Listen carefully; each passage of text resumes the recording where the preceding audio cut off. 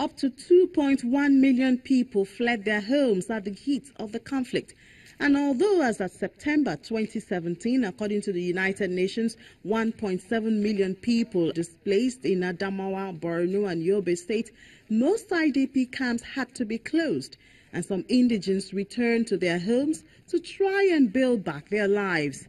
However, not everyone had the luxury of such decision, which is the reason for the existence of Damari settlement in Gire local government area of Adamawa State.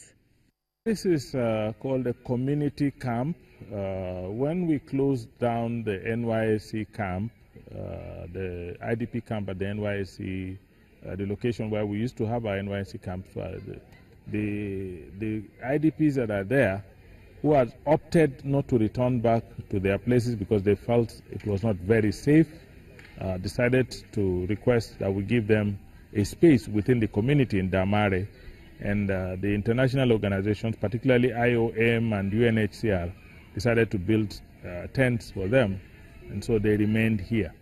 They are actually now like residents in this community. They are part of this community, and they're living their normal lives, going to their farms, going to the markets, doing their businesses.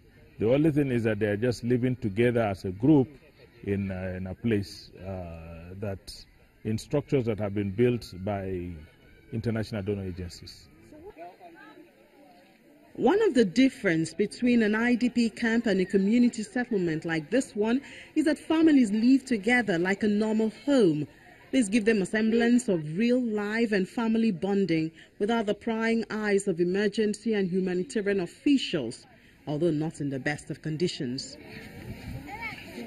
Mrs. Philomena Tagume from Madagali has been living here for about 3 years.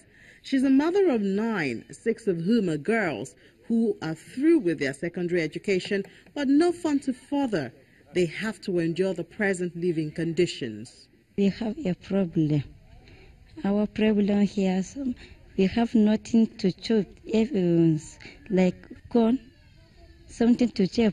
And we have nothing for bed form. We haven't it.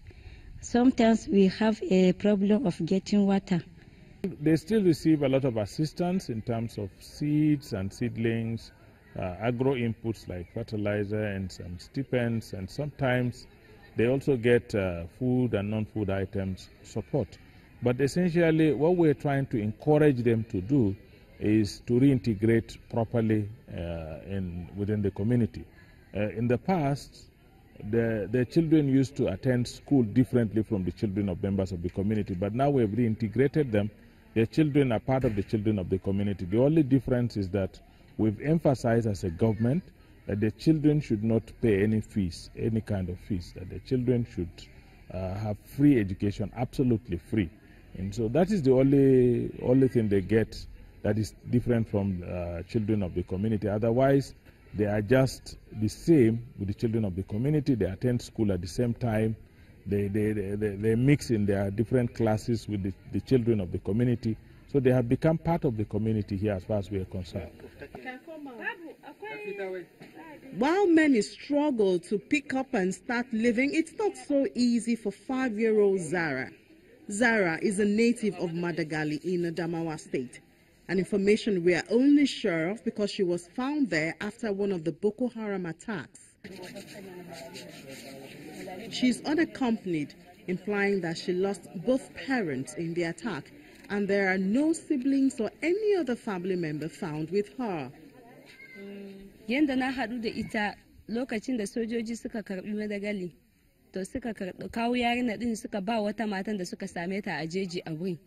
Da ta kawo kamfa aka kaɗuwe sojoji suka kawo mata ɗin sai aka ajiye yarinya ɗin a wurinta da ta kai wata ɗaya wurinta ta ce nata ma ya fi karfinta balle ta sake rayuwa da na mutum ba din sojoji ba da ba zan kawo ba shine aka ɗauki yarinya ɗin sai ni kuma na ɗauka shine muna zama tare da ita a saboda tausayi ne kawai duk mun zo na tare da ita domin a duniya nan ba dai naka ne zaka rayar ba na kowa ma ka samu za ku zo na tare da shi don haka ne na ɗauke ta shine muna zama da ita.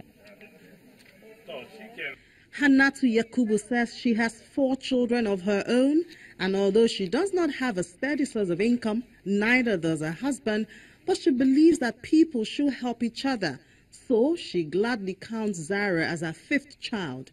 Mrs. Yakubu believes that Zara has great potentials, especially when armed with education.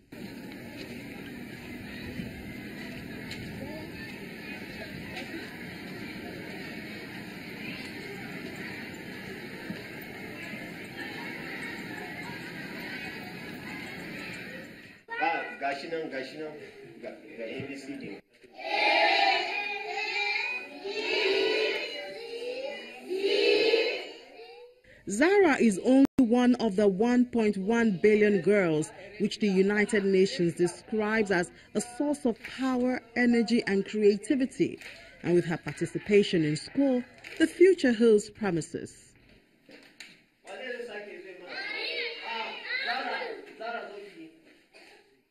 I have IDPs in my school, about 200 to 300 of them, because when the camp closed, before they were here schooling with us, but they are coming from the camp. After our children come to school in the morning, they come in the afternoon. So now we enroll them. They are now presently with us. We have a very good number of girl child in the school. So that perception is no longer there. How many students do you have here? We have about 600 to 700 of them. When there was an enrollment drive, when our governor came in here, so they emphasized on this issue of girl child education. So from then our people recognize or knows the value of bringing their children to school. So they now brought them to school and we enrolled them. Zara, as well as other children from the settlement, attend Damare Primary School, which is a product of the Universal Basic Education Commission, with assistance from the state government. And still to encourage girls into schools, reward for hard work has been employed. Children from IDP camps, especially those graduating from either junior or secondary schools, are given prizes for outstanding academic performances.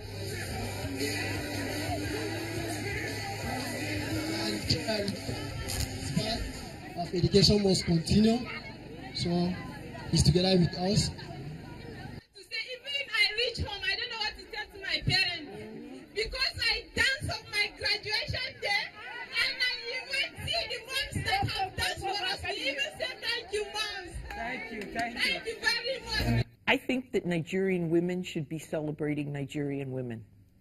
If you take a look at your history, which I've become fascinated with, Nigerian women have come a long way.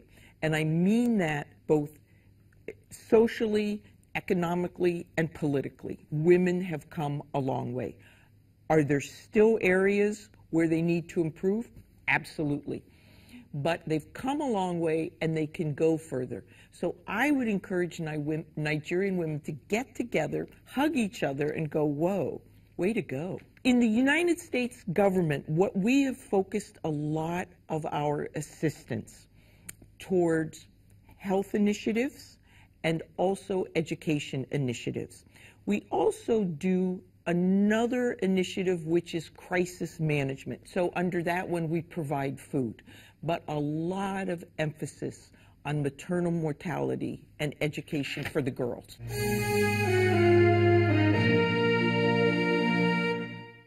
So it's a press for progress for and from the women, a call to be tenacious in accelerating gender parity while celebrating the achievements so far. That's our package for this episode of Big Story. Let's do this again next week. I'm Ini John McQuarrie.